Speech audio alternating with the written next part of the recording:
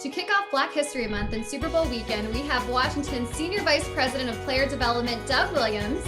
He was the first Black quarterback to play in and then win a Super Bowl, and that opened the floodgates for Black quarterbacks everywhere.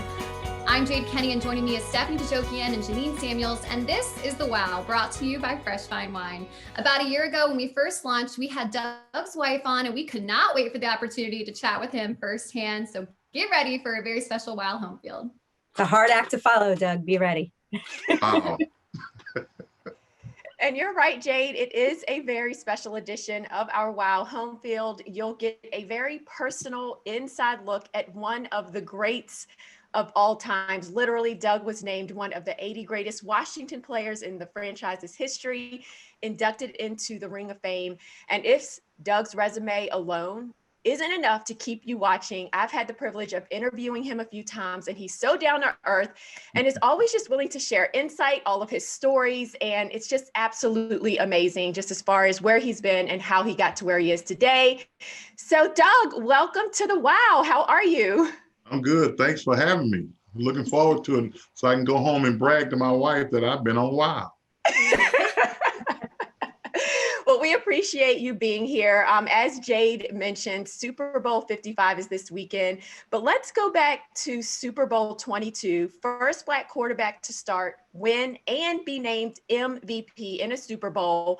Talk through that moment, and did you really understand the significance of what was going on at that time?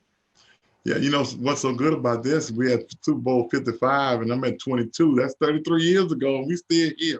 That's the good part about it. But let me say this, back then in 1988, it wasn't about the Washington Redskins winning the football game. It was about Doug Williams being Black. And I looked at it from a whole different perspective. I just happened to be the starting quarterback of the Washington Redskins who just happened to be Black. And what we did as a team, that's how we looked at it. We didn't look at it from a standpoint of Doug Williams going to San Diego as a Black quarterback. Doug Williams was going there as our quarterback. And so all the emphasis was put on myself being Black and the history part of it and everything. And I understood the significance of being the first to play in the Super Bowl.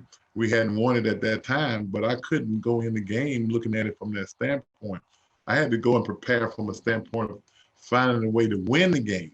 And I always said that, when the game was over and then we had won the football game, which we did, you can paint me any color you want to, but I still was the starting quarterback of the Washington Redskins at that time. Well, really quick, I just want to interject just because, funny story, you are the reason that I am a Washington football team fan. Because my dad started to be a fan of the Washington football team when you became the quarterback. And it was just something that he talked about all the time. And my sisters and I would just watch you play. And I remember hosting an Aspire event at the park and seeing you for the first time in person and like passing by you and you spoke to me.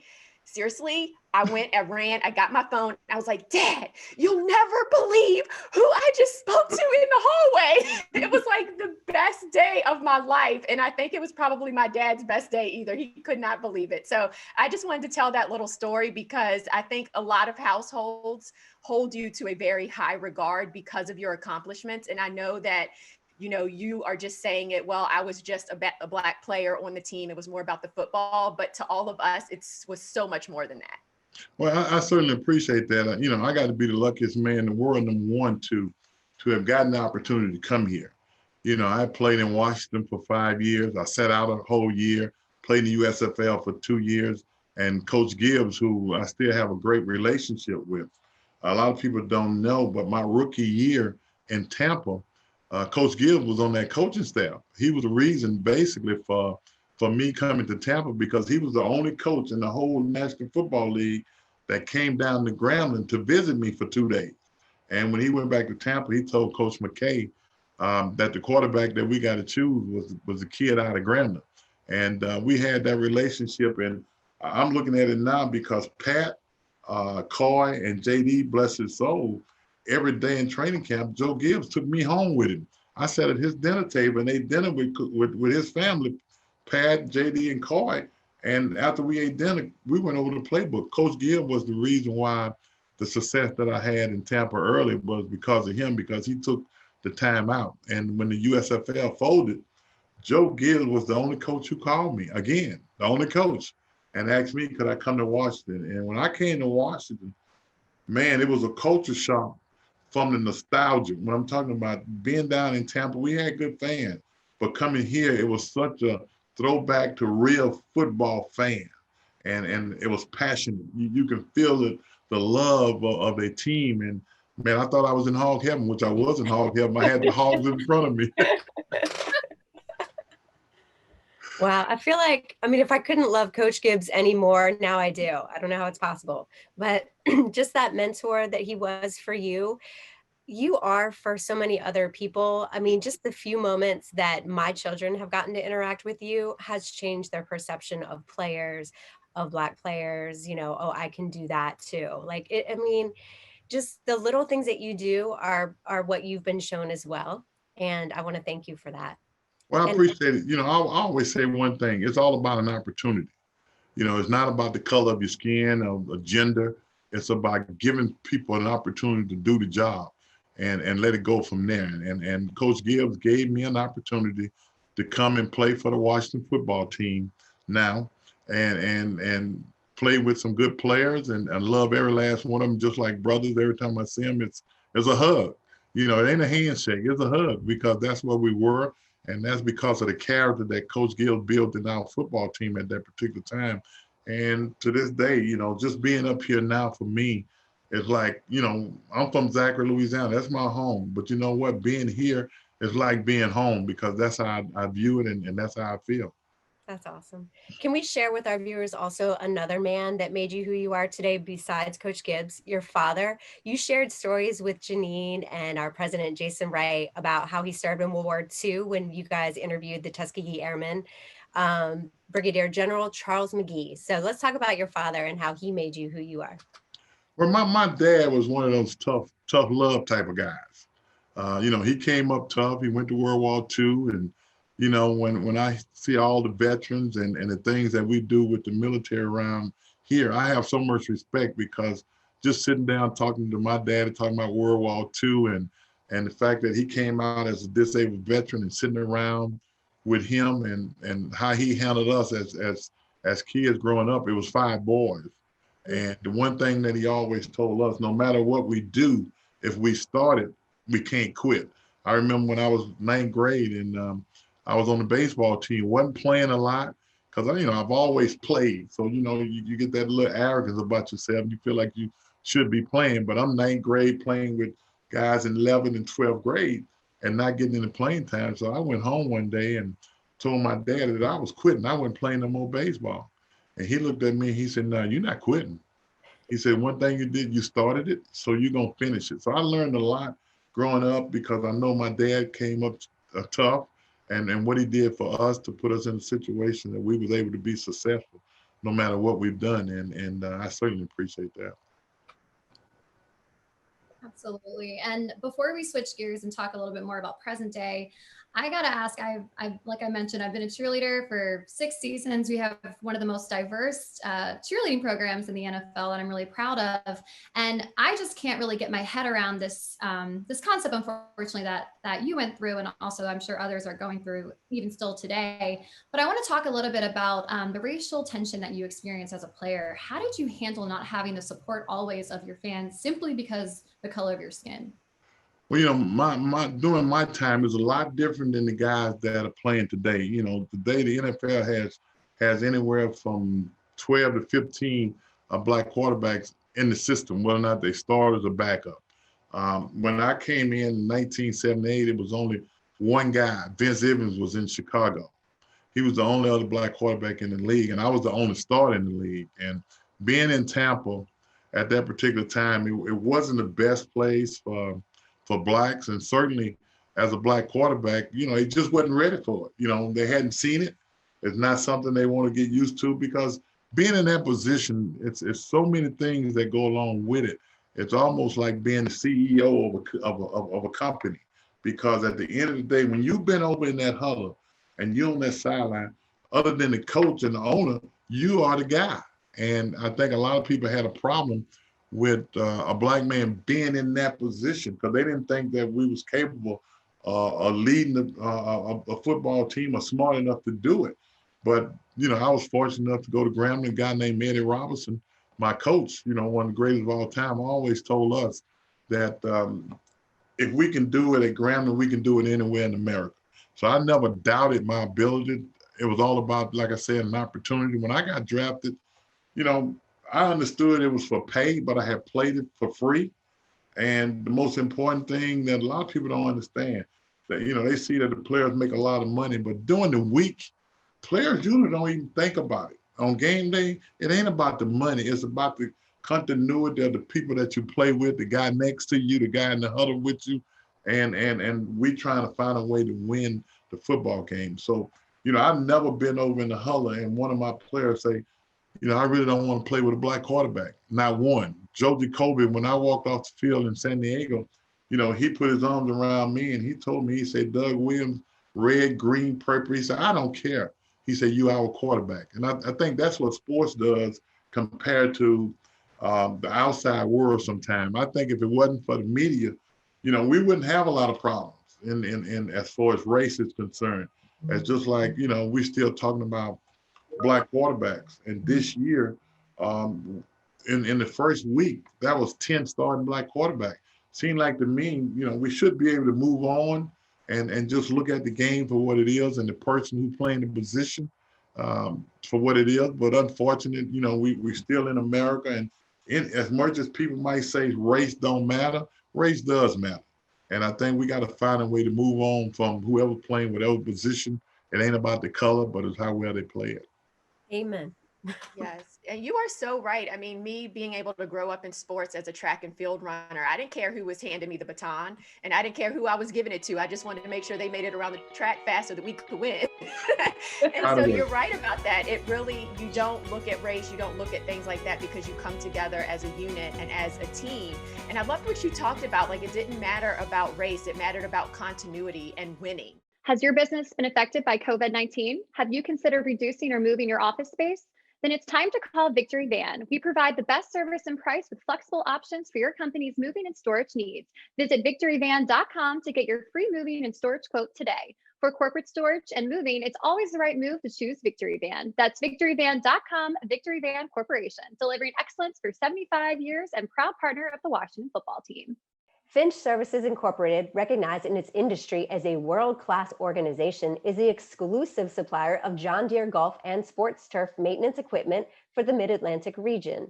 In business since 1945, Finch helps golf course and sports turf managers maintain some of the most exclusive playing surfaces in the region. Experience the Finch advantage for yourself. Contact one of our golf and sports turf sales specialists to see how we can help you maintain your field of dreams. Go to finchturf.com for more information. At RTS, game day strategy doesn't stop when the whistle blows. RTS delivers smarter, more responsible waste and recycling services. As an official partner of the Washington football team, RTS is connecting the team and FedEx Field with sustainable solutions to care for the community and the environment. RTS, a better waste company. Find out more at rts.com. A new decade demands a new kind of wine. As consumers continue to embrace healthier lifestyles with beverages that taste great and keep in line with their dietary preferences, and wine is no exception. Fresh Vine Wine thoughtfully crafts great tasting premium wines that are low calorie, low carb, low sugar, keto, vegan friendly, and gluten free. Fresh Vine Wines pairs perfectly with your active lifestyle without sacrificing on taste. Available in select stores in DC and Maryland.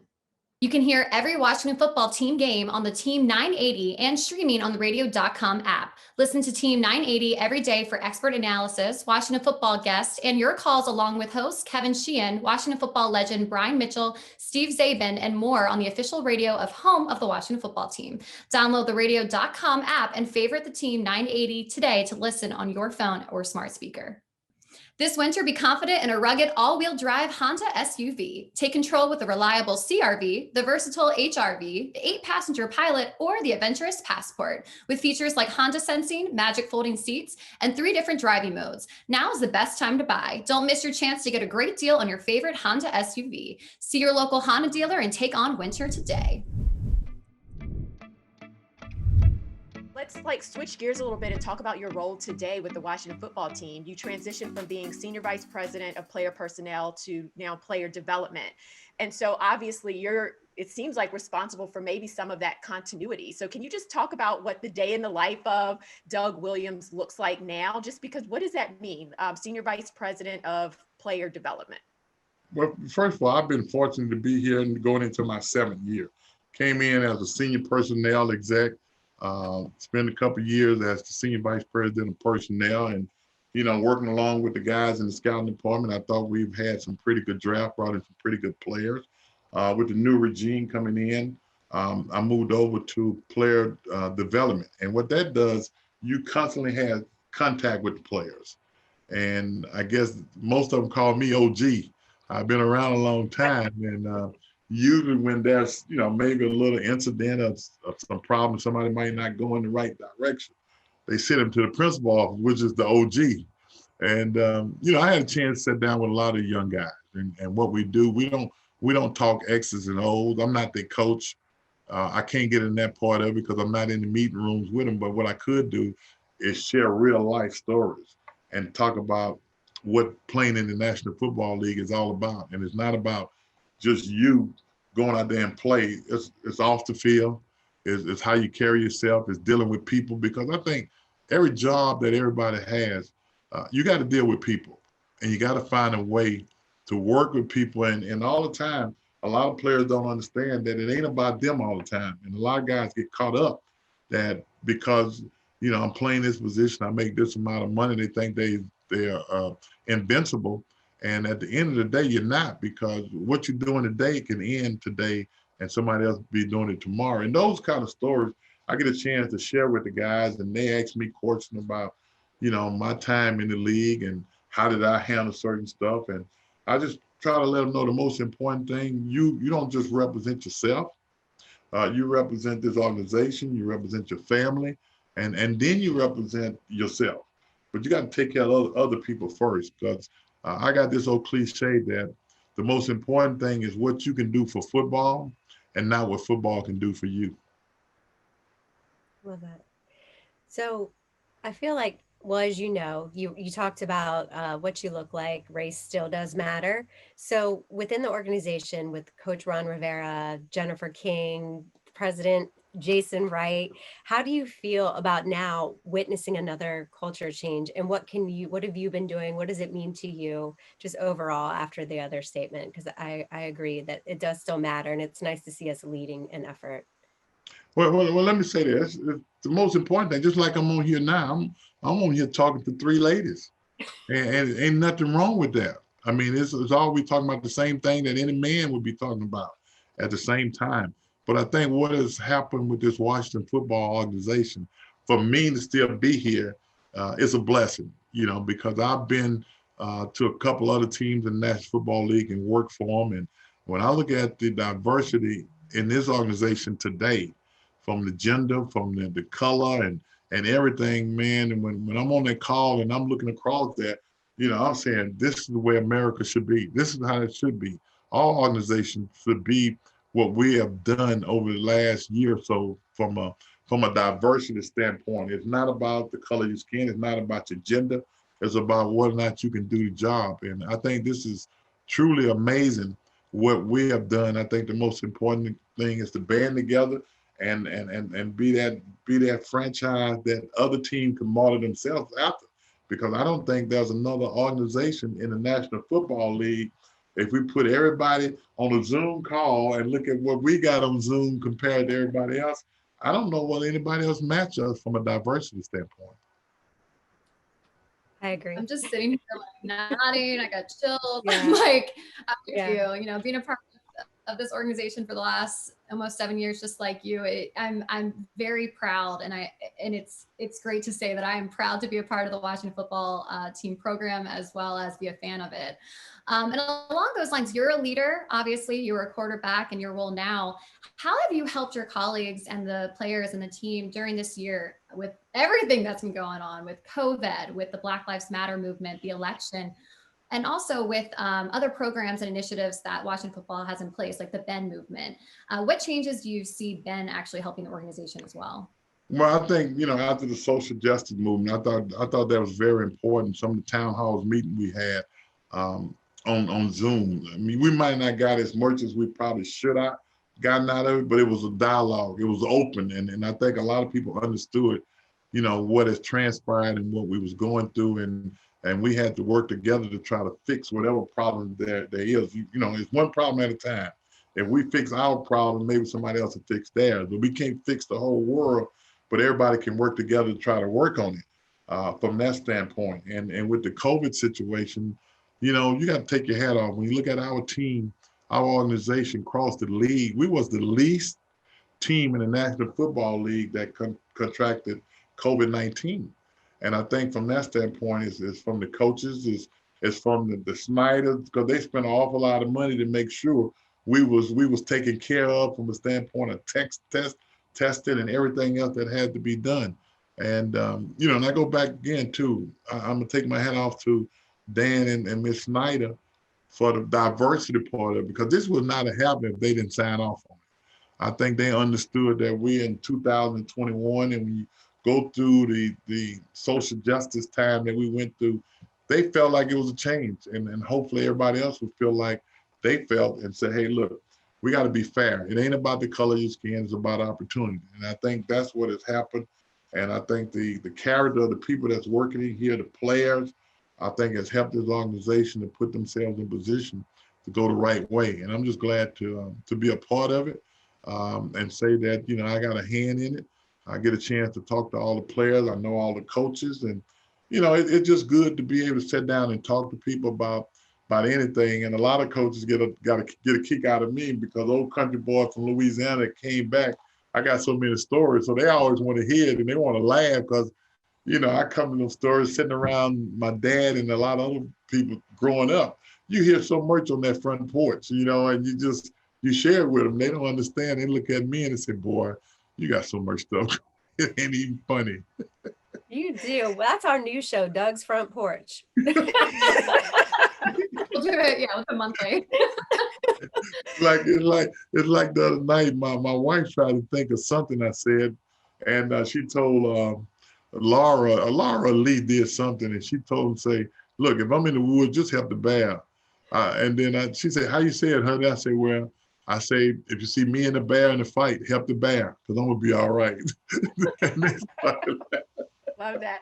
Well, we love the stories, I have to say. I mean, that was one thing that we were talking about when we were preparing for this conversation. I was like, guys, I don't think we need all these questions, because Doug has the most amazing stories that will captivate you and really put you in the moment of where you were. So we appreciate the stories.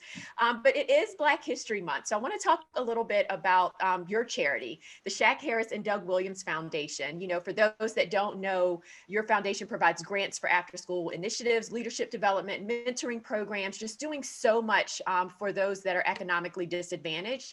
So can you just talk a little bit about your foundation? Yeah, we started the foundation back right after Hurricane Katrina in Louisiana. And, we always go into charity events, people raising money. And James Harris, if you don't know who that is, James Harris went to Grambling also, played quarterback.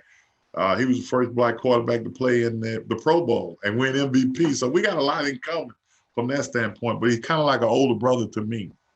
And we came to the conclusion that we ought to start a foundation. The first thing we did was there was a lot of misplaced kids and that had moved up to Shreveport, Louisiana. And what we did, we took 100 kids leading up to the Christmas time, and we worked with Walmart, and we gave 100 kids a $100 gift certificate. And we made sure that the parents couldn't spend it on anything other than kids' clothes or kids' toys. And that was because we worked with Walmart, because that's what the certificate said. So we made sure, then we started having golf tournaments, and we would always, the next thing we did initially, we had a program where we took mothers at Grambling State University and some of the schools up in Shreveport who was in their last semester of graduating, but was single parents. So we made sure we paid their tuition and gave them all a laptop for that senior year to make sure they did what they had to do. And it just took off from there. And then we started the Black College Football Hall of Fame. And we started now with 11 years of Black College Football Hall of Fame. And what we did, everybody that is inducted, we induct about 6 people a year.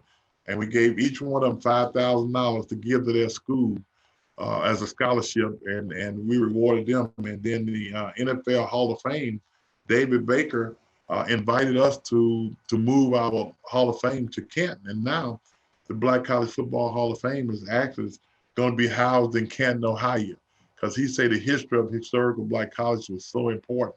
So we continue to do that. We have a situation where we can hire one student out, a grad student from a college, to work at the Hall of Fame for a year, and then we just switch out. And we always trying to help the community and or either the university, and that's what it's all about, because when we grew up, we had a helping hand, and it's always good to give back. And that's what I try to tell some of the younger guys. You make all the money, but you ain't gonna keep it nowhere, because Uncle Sam gonna get his.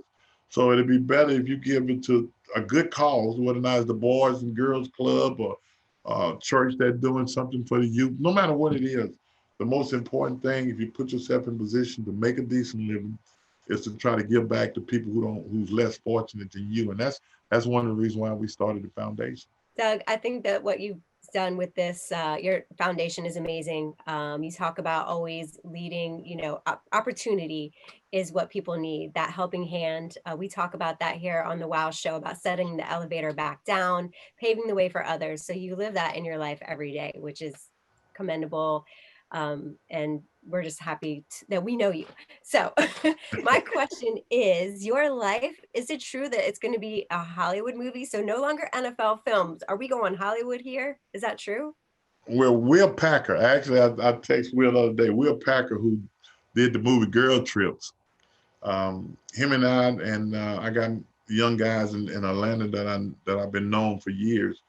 We signed a deal to do a biopic, and at this point, it's in the motion of trying to find a studio who's going to pick it up. And Will Packer, who's done over 10, 12 movies, he knows so many people. We've talked to 3 or 4 people who got us on hold right now, but it eventually is going to be a biopic. And we'll see what happens. And we kind of have an idea of which way it's going to go. We've had the writers on. We've been on Zoom a couple of times where they read the script off to studio people and stuff. It's an interesting script, and goosebumps for me just to listen to it and how it's going to revolve, and it's not just about me, because it's going to include other stuff that make it worthwhile, and understand the journey that I had to take in order to get here.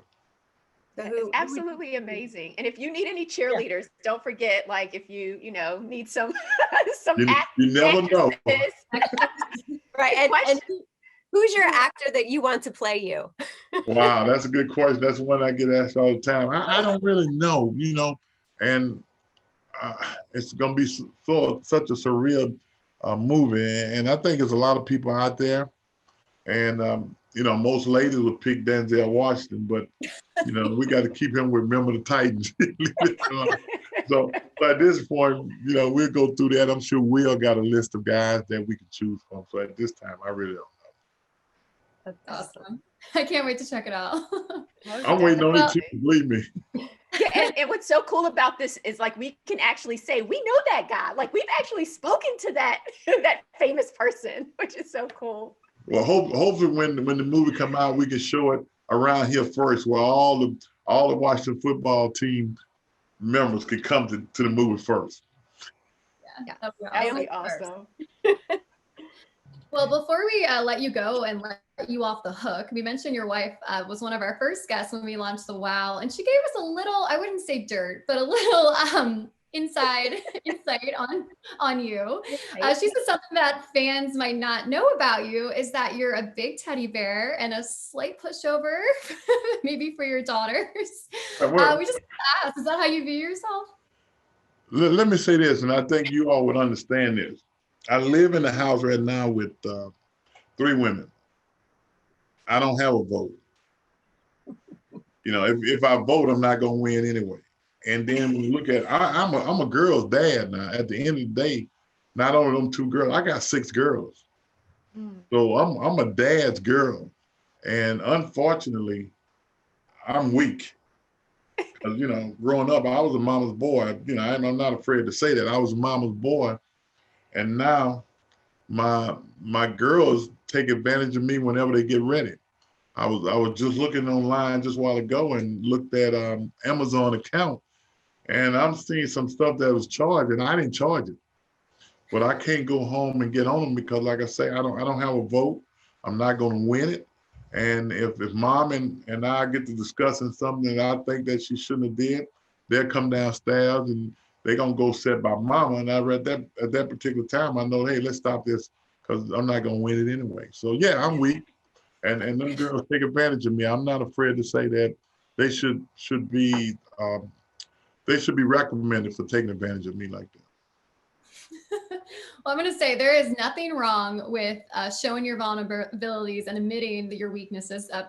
Jason Wright mentioned that on his show too, that there is nothing wrong with owning those things. And I just commend you. I'm a daddy's girl. So we share an Amazon account. I think he knows the feeling.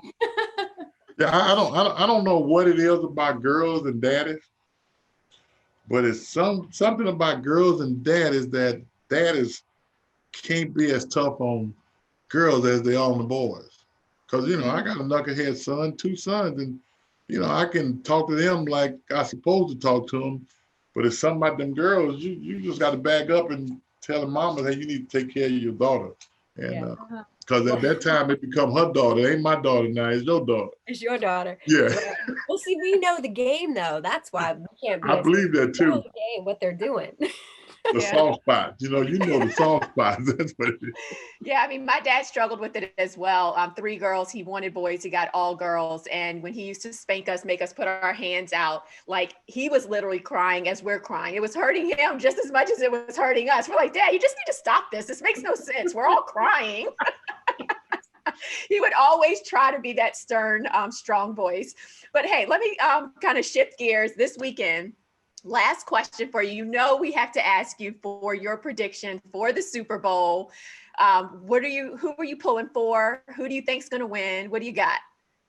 Man, what a tough question, man. I think it's a hard answer for that because there's some allegiance to both teams. Number one, I'm an Andy Reid fan, and I'm certainly a Patrick Mahomes fan. And what he's done over the last 3 years. Down in Tampa, their defensive coordinator, I played with here.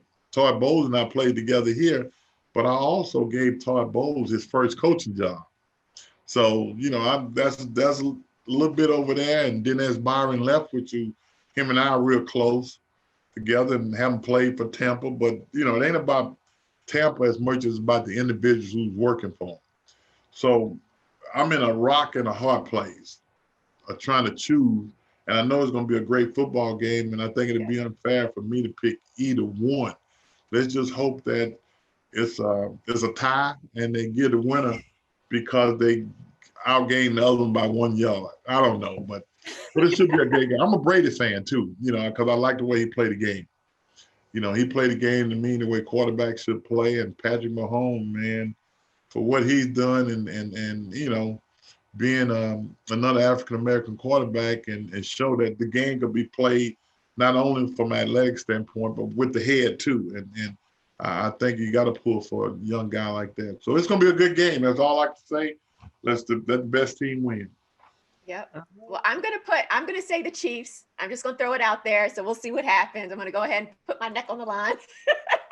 What you say, Stephanie? Who you got, Stephanie? I'm going to say Chiefs too. Jay? I'm going to be the odd one out as always. I'm going to go with Brady and the Buccaneers, and only, well, he's the GOAT, but only because They beat us, and I just want, if they're going to beat Washington football team, I want to see them go all the way. So that's why I'm picking the Bucs. That makes sense because we had a chance to beat them too. We were was close. in the football game. Yeah. So that's It it. goes We the got other way though. If they beat us, they need to lose. So Exactly. I'm with you, Stephanie. I'm with you, Stephanie. That just means we're that good. If they're in the Super Bowl, we're that good. We're close. well, that just let you know that we got a pretty good football team. yes, Exactly. yes. Still Exciting. gets me excited for next year. Well, Doug, it has been an absolute pleasure and honor having you on. Thank you so much for taking the time to join the WOW. We are definitely going to have you and your wife back next time. So get ready for that. Well, I just want to say, wow, it's been a great morning. Awesome. Thank you so much. All right. Thank you all. That's going to do it for us. Thank you so much for joining the WOW, where we connect and empower women through sports. Brought to you by Fresh Fine Wines. Till next time, happy Super Bowl week. For more than 100 years, Chesapeake Employers Insurance has been helping Maryland businesses keep their workers safe. With competitive pricing and an AM Best A- financial strength rating, it's no surprise that Chesapeake Employers is Maryland's largest writer of workers' comp insurance. At the end of every workday, someone's waiting for your safe return. Connect with your agent or visit CEIWC.com.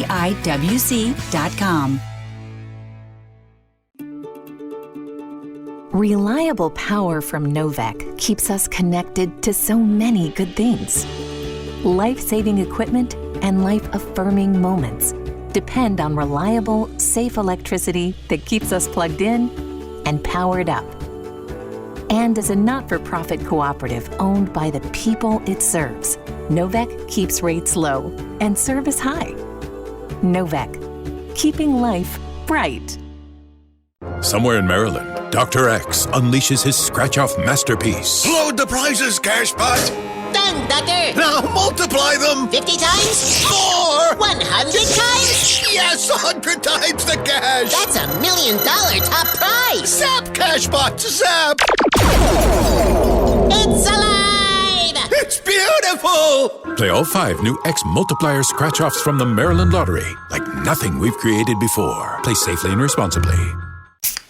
Not in this Pepsi either. Maybe I need to set the mood. What is Jim doing? He heard each can of Pepsi unlocks a Super Bowl halftime experience, so he's been opening Pepsi cans all morning trying to find it. Shouldn't you tell him he has to, scan the can? Nah, I'm sure he'll catch on. No halftime experiences in this one either?